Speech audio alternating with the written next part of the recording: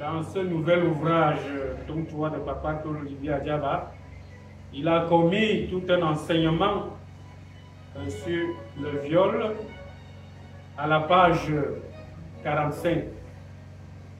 Alors ma question est de savoir, Abbès, en quoi le viol constitue-t-il un frein dans la quête de la perfection?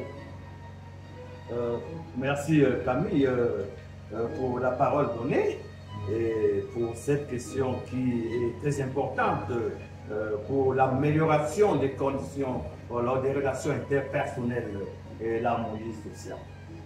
Et de la relation aussi avec les créateurs.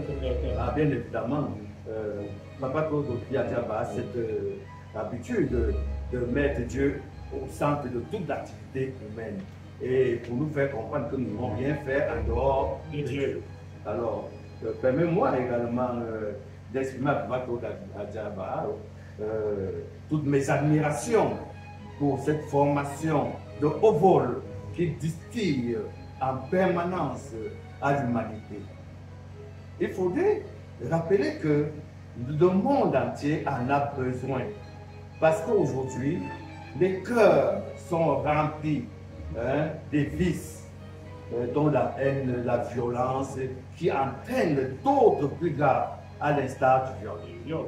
Et d'ailleurs, pour aller dans ce sens, Papa Claude Diaba pose à la page 45 à l'encart là, il nous invite d'ailleurs en ces termes: respectons la dignité humaine. L'homme est une valeur et non un objet sexuel dont on peut faire usage selon son bon vouloir. Alors, partant de là, tout être humain a besoin d'évoluer dans un cadre où il se sent en sécurité, en paix. Malheureusement, aujourd'hui, lorsque nous observons le monde, les lieux qui sont considérés comme des havres de paix deviennent des lieux plus dangereux pour l'être humain. Les violeurs écument les rues. Nous voyons aujourd'hui, lorsque nous allons vers certaines personnes à qui nous faisons confiance, on leur confie nos enfants. C'est eux qui détruisent nos enfants. Et les personnes qui sont censées être des personnalités morales également. Bien évidemment. Et à ce sujet, voilà ce que je veux dire.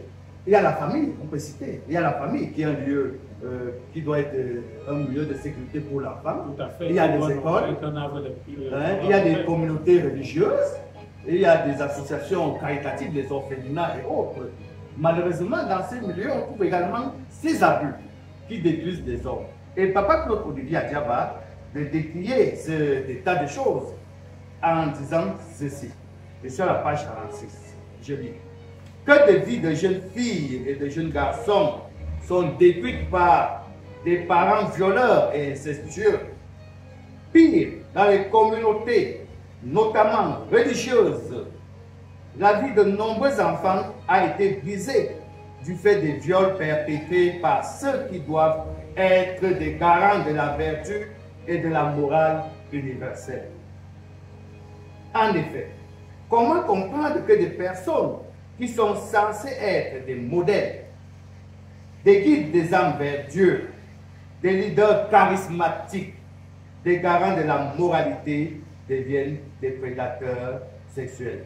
Alors, Paul Camille, nous voyons tous que ce constat montre que la société a besoin aujourd'hui d'un réarmement moral pour que les êtres humains puissent vivre en paix, en harmonie et en accord avec Dieu.